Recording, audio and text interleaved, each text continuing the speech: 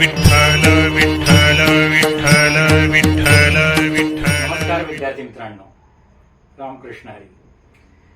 श्री हरिकीर्तन प्रबोधिनीच्या या कीर्तन प्रशिक्षण कार्यशाळेत आपल्या सर्वांचं खूप खूप स्वागत आहे. मित्रांनो, आज आपण अभक्त म्हणजे कोण यावर कीर्तन कसं करावं ही कीर्तन संकल्पना आपण व्यवस्थित समजून घेणार आहोत. म्हणजे अनेकदा आपल्याला हे निरूपण करावं लागतं, तर कीर्तन कार्यशैलीत हे निरूपण आपण कसं करू शकतो हे का. मायबापांनो, आज मी तुम्हाला फक्त एक प्रश्न विचारतो आणि तो प्रश्न असा आहे की माणूस कशामुळे मोठा होतो? माणूस पैशामुळे मोठा होतो का? माणूस विद्येमुळे मोठा होतो का? एखाद्या मोठ्या घराण्यामध्ये तो जन्माला आला म्हणून मोठा होतो की देवाची भक्ती केल्यामुळे मोठा होतो? जरा विचार करा आणि या प्रश्नाचं उत्तर द्या. अहो, एखादा मनुष्य फार फार श्रीमंत आहे, इतका श्रीमंत आहे की त्याच्या 4 गाड्या आहेत, मोठा बंगला आहे, आणि त्याच्याकडे नावासमोर संपणार नाही एवढी मोठी पदवी आहे, पण त्याचा देवावरती विश्वास नाही, नामाची गोडी नाही, संतांची ओढ नाही, तर तो खरोखर मोठा आहे असं म्हणता येईल का? विचार करा मित्रांनो. आणखी एक लहानसा प्रश्न विचारतो. अहो, ज्याला पाप पुण्य याच्यावर विश्वासच ठेवायचा नाही, म्हणजे विश्वासच नाही, तो मनुष्य कोणतं कर्म करेल? अशा माणसाला चोरी करताना जरा तरी भीती वाटेल का? त्याला खोटं बोलताना त्याचं मन आतून खाईल का? अहो, दुसऱ्याला दुःख देताना, दुसऱ्यावर टीका करताना, वाईट बोलताना त्याच्या मनात अपराधीपणाची भावना निर्माण होईल का? बिलकुल नाही. का होणार नाही? कारण त्याच्या मनातच धर्म नाही. म्हणून माऊली श्री ज्ञानेश्वर महाराज ज्ञानेश्वरीच्या 16व्या अध्यायात ओळी क्रमांक 281 असं म्हणतात. काय म्हणतात बरं? तरी पुण्या लागी प्रवृत्ती, का पापा लागी निवृत्ती, या जाणनेयाची राती जयाचे मन. म्हणजे काय? अहो, ज्याच्या मनात पाप काय आणि पुण्य काय याचाच सारासार विवेक मुळीच नाही, आणि जो मनाला वाटेल तसं वागतो तोच अभक्त. मायबापांनो, मी पुन्हा एकदा विचारतो की तुम्ही रेकामं कणीस पाहिलं का? ज्यांची शेती आहे त्यांना माहित असेल. अहो, हे कणीस रिकामं असतं, परंतु वरून पाहिलं तर कसं भरघोस दिसतं. आतमध्ये एकही दाणा नाही. मग अशा कणसाचा उपयोग काय? माऊली आपल्या ज्ञानेश्वरीत सांगतात. अहो, अत्यंत सुंदर शहर असेल, आता अलीकडे स्मार्ट सिटी अशी कल्पना आहे,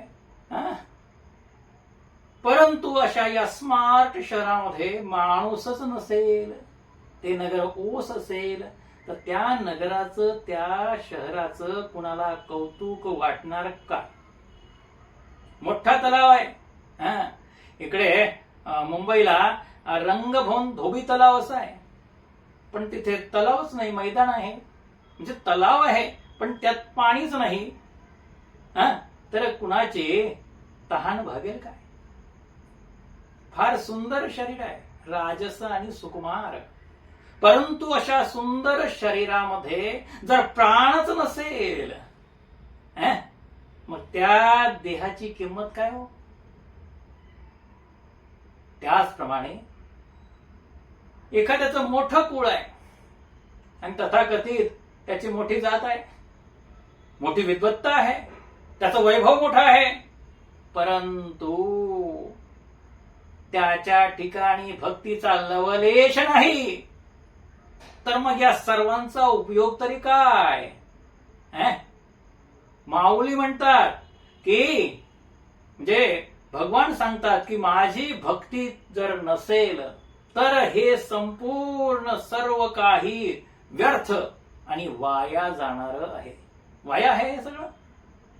अहो, आणखी एक सुंदर दृष्टांत माऊली देतात.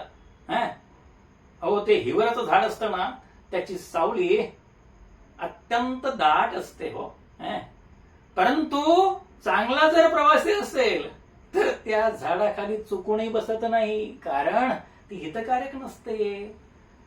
9व्या अध्यायामध्ये ओवी क्रमांक 437 माऊली श्री संत ज्ञानेश्वर महाराज सांगतात, पै हिवराची दाट सावली, सज्जनी जैसी वाळिली, तैसी पुण्य डावलून गेली अभक्ता ते. संपूर्ण ज्ञानेश्वरी पाहिली हो तर अभक्त असा शब्द असलेली ही मला एकच ओवी सापडली.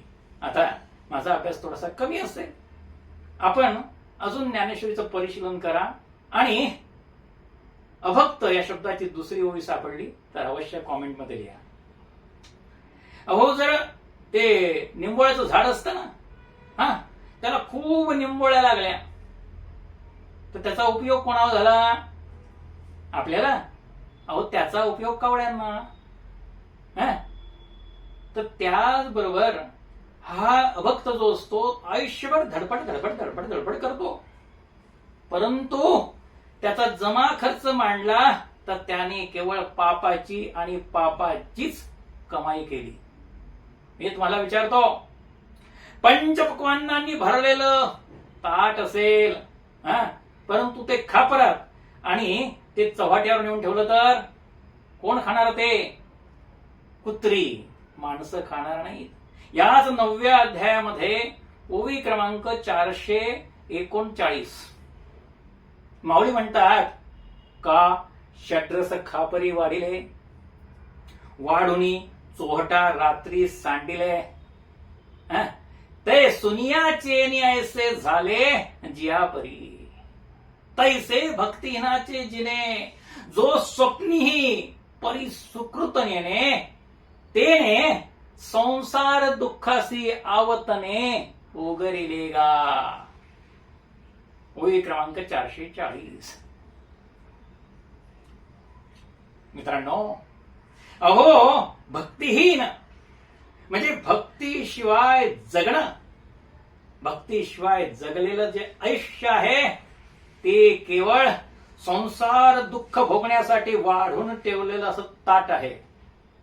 आणि त्या ताटावर जो बसेल ना, त्याच्या पदरी दुःख आणि दुःख केवळ येणार.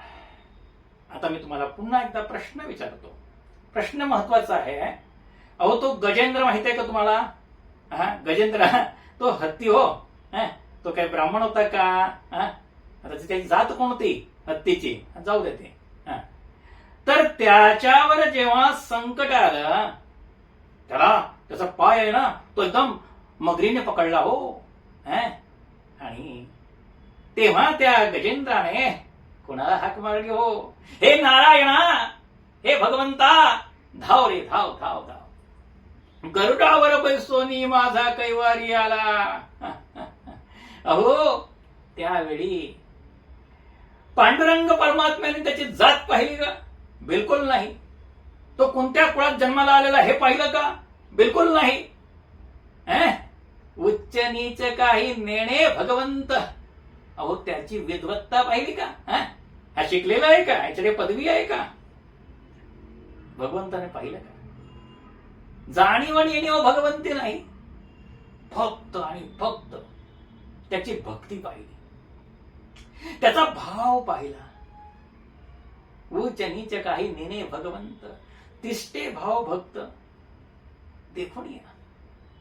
म्हणून भगवंत सांगतात आपल्याला, काय सांगतात? अरे बाबांनो, मला मोठं कुळ नको, मला तुमची कुठली जात नको, मला चांगलं रूप नको, मला तुमची विद्वत्ता नको, मला फक्त तुमची प्रेममय अशी भक्ती हवी. ती भक्ती माझ्याकडे द्या तुम्ही, आणि मग चमत्कार बघा. आता एक प्रश्न म्हणाल येतो की संतांनी या अभक्तांवरती एवढी कठोरपणे टीका का करावी? ती पण माणसंच आहे ना, आणि संत ना. बघा,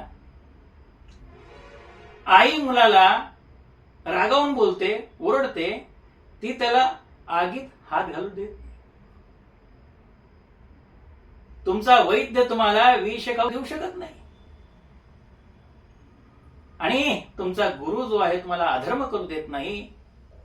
आणि संतांनी जे काही कठोर शब्द वापरले असतील तर ते त्यांचं रागाचं चिन्ह नाही, ते त्यांच्या करुणेचं लक्षण आहे. म्हणून आपण त्यांना म्हणतो माऊली. म्हणून संत ज्ञानेश्वर महाराज म्हणजे आपली माऊली. हरिपाठाच्या अभंगामध्ये स्पष्ट सांगतात, पर्वताप्रमाणे पातक करणे, वज्रलेप होणे अभक्तासी. हा जो अभक्त आहे ना, त्याच्या हातून पर्वताप्रमाणे पातक होतात. डोंगरा एवढी नाही, पर्वताप्रमाणे. आणि ती कशानेही साफ होत नाही, धुवून जात नाही, तर ती वज्रलेप होऊन त्याला चिकटून बसतात. आणि म्हणून ते सांगतात, नाही ज्यासी भक्ती ते पतित अभक्त, हरीसी न भजती दैवहत. दैवहत कम नशिबी रे, कम नशिबी. ज्याच्या जीवनात भक्तीच नाही तो खरोखर दुर्दैवी आहे. कारण त्याने देव गमावला. गमावला, पूर्णतः गमावला. मित्रांनो, माणसाला चिकटलेला आणखीन एक रोग आहे. हा मोठा रोग आहे तो. आणि तो रोग कोणता आहे? वाचाळपणाचा आहे. म्हणून ज्ञानेश्वर माऊली म्हणतात, अनंत वाचाळ बरळती बरळ, त्या कैचा दयाळ पावे हरी, किंवा त्या कैचा गोपाळ पावे हरी. मनुष्य कसा आहे मित्रांनो? दिवसभर बोलतो. दिवसभर काय बोलतो? राजकारण, पंतप्रधानांनी काय करावं, शिक्षण मंत्र्यांनी काय करावं, आपला व्यवसाय त्याच्या गोष्टी बोलतो. मी ह्याव केलं, मी त्याव केलं, आणि असं करता करता दुसऱ्यांची निंदा करतो. परंतु तो एक वेळा तरी रामकृष्ण हरी म्हणतो का? मग त्याला श्रीहरी भेटणार तरी कसा?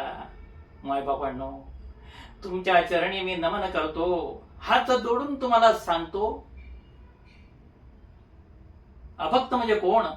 तर केवळ एखादा मनुष्य मंदिरात जात नाही म्हणून तो अभक्त नव्हे. केवळ मंदिरात गेला नाही तो अभक्त, असं नाही. अभक्त म्हणजे कोण? अभक्त म्हणजे ज्याचा देवावर विश्वास नाही, ज्याला पाप पुण्याचा विवेक नाही, ज्याला नामाची आवडी नाही, ज्याला संतांची संगती नाही, आणि ज्याचे जीवन केवळ फक्त इंद्रिय सुख आणि इंद्रिय सुखासाठीच वाहिलेले आहे. वाया गेला रे, वाया गेला, वाया गेला मित्रांनो. आणि शेवटचा मुद्दा तुम्हाला सांगतो, भक्त कोण? भक्त कोण? तर ज्याच्या मुखी नाम आहे, ज्याच्या हृदयात प्रेम आहे, ज्याच्या हातात सेवा आहे, आणि ज्याच्या आचरणात सदाचार आहे, आणि त्याच्या अंतकरणात भगवंत आहे, तोच खरा भक्त, तोच खरा भक्त. म्हणून तुमच्या पाया पडून मी तुम्हाला विनवतो की आज एक आपण संकल्प करूया. आपल्याला कुळ मोठं नको, आपल्याला भक्ती मोठी हवी.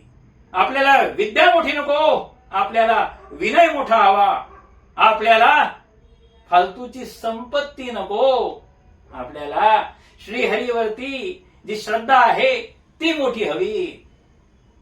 विठ्ठल विठ्ठल विठ्ठल विठ्ठल विठ्ठल विठ्ठल विठ्ठल विठ्ठल विठ्ठल विठ्ठल.